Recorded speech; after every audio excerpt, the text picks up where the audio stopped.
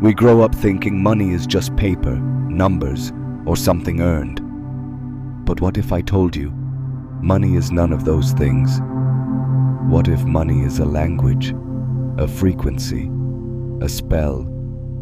Because what else do we chase without questioning? What else dictates our decisions, controls our relationships, and determines our worth, without ever holding a weapon? This isn't just a tool of exchange. It's an ancient symbol, a mirror, and for most, a trap.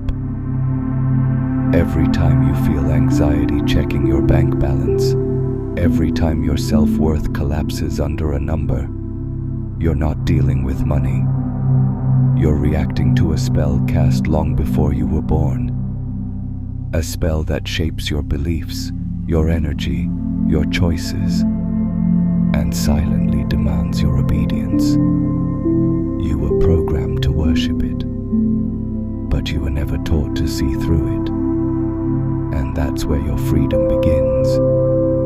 The power of a spell lies in your ignorance of it. Money, in its modern form, is not backed by gold, value, or even trust.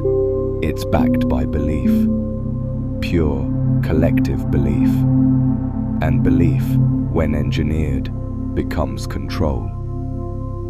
Have you ever asked why paper with printed numbers can buy food, shelter, or even another human's time? It's not logic. It's mythology. Economic mythology. From childhood, you're taught a script. Work hard, earn more, save wisely. But nobody tells you that this script was written to keep your focus off something much bigger. The way your emotional energy is harvested through the chase. You stress, you fear, you hustle, all in the name of security. But the more you chase, the more you reinforce the spell's grip. That anxiety, that constant, not enough. That's not financial, it's spiritual. Because money doesn't just live in your wallet, it lives in your nervous system. And until you confront the spell behind the system, you'll keep dancing to a rhythm you never chose. You were never meant to chase money. That idea that you must run after something to survive isn't natural. It's installed, like malware in the mind. Ancient cultures didn't treat currency as a god. They saw exchange as sacred, yes, but not enslavement. The modern system flipped that entirely. Now, your worth is measured in digits, not integrity, not wisdom, not presence. This is no accident. The people who designed this matrix knew one thing. If they could tie your survival to symbols, they could own your soul without chains. So they used fear, not physical fear, emotional fear. The fear of not having enough, the fear of being broke, the fear of being seen as worthless if you can't participate in the hustle. And what happens when you internalize that fear? You begin to worship money, not as a tool, but as your identity. But what if I told you, the spell only works because you believe in it? Money isn't real. At least, not in the way they've told you. It's paper, metal, code, given meaning through collective belief. That's the trick. The spell isn't in the cash itself, it's in your agreement with its illusion. Because if millions of people believe a number on a screen defines success, then that number rules their nervous systems, their emotions, their relationships, their entire reason for waking up. And here's the trap. The spell feeds on your participation. Every time you sacrifice peace for productivity, every Every time you trade rest for revenue, every time you value more over meaning, you're not just playing a game, you're fueling a ritual. That ritual keeps the system running, not for your benefit, but for theirs.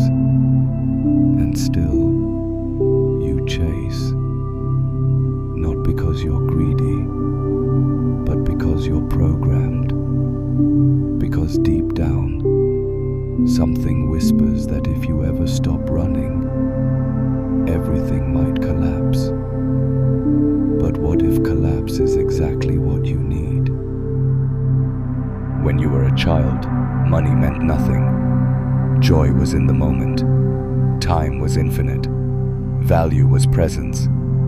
But somewhere along the way, you were initiated into the spell. Maybe it was watching your parents argue over bills. Maybe it was being told, "We can't afford that." Maybe it was hearing, "Grow up and get a good job." And just like that, your worth became externalized, not measured in soul, but in salary, not in depth, but in digits. And you didn't question it, because everyone around you was under the same enchantment. They weren't malicious, they were asleep, just like you were. Because this spell doesn't shout, it whispers. It says, if you don't hustle, you're nothing.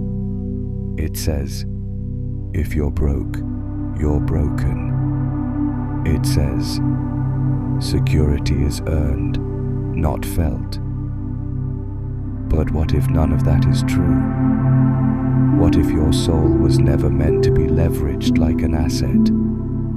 What if your peace isn't something to be purchased, but remembered? Here's the part they don't teach you in school. Money is not value. Money is a symbol, and symbols have power only when you believe in them blindly. That paper in your wallet, it's not wealth, it's trust, it's faith, it's collective hypnosis printed in ink. You think you're chasing success, but you're actually running from fear. Fear of lack, fear of rejection, fear of being invisible in a system that worships visibility. So you sacrifice your health, you burn your time, you trade your soul for digits on a screen that can disappear overnight. And the cruelest part, they made you thank them for it. Because the spell doesn't feel like oppression. It feels like ambition. It feels like progress. It feels like you're finally getting somewhere. But you don't even know where. You wake up tired. You go to sleep anxious. You dream of freedom, but only after retirement. This isn't living. It's ritualized burnout. And until you see the matrix behind the money, you will stay a servant to a spell cast by people who never cared about your soul.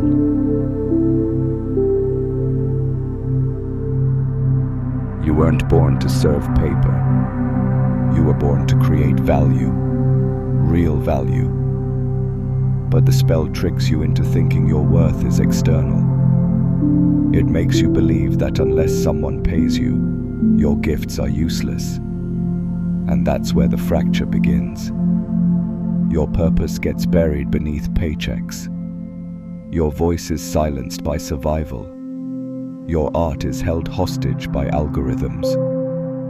They taught you that wealth comes from taking. But true wealth, it comes from alignment. When your actions, your energy, and your ethics are synchronized, you don't just make money. You attract opportunities, people, and moments that mirror your frequency. Money becomes a tool, not a master. It becomes a current, not a cage. And once you feel that shift, you'll realize the spell was never real. You were just under its influence. But now, you're waking up to a life where you no longer beg for abundance. You embody it. You don't need more motivation. You need liberation from the belief that you must earn your existence. The system made you perform just to feel worthy. Smile harder, work longer, sleep less, apologize more. But none of it was ever about you. It was about feeding something that profits when you shrink. Money, as they taught it, is not just currency. It's compliance. It's how they engineer behavior. Dangle a salary and people forget their soul. That's the real spell. Not the cash, but the cage of conditions attached to it. But listen, money isn't the enemy. It's just misunderstood.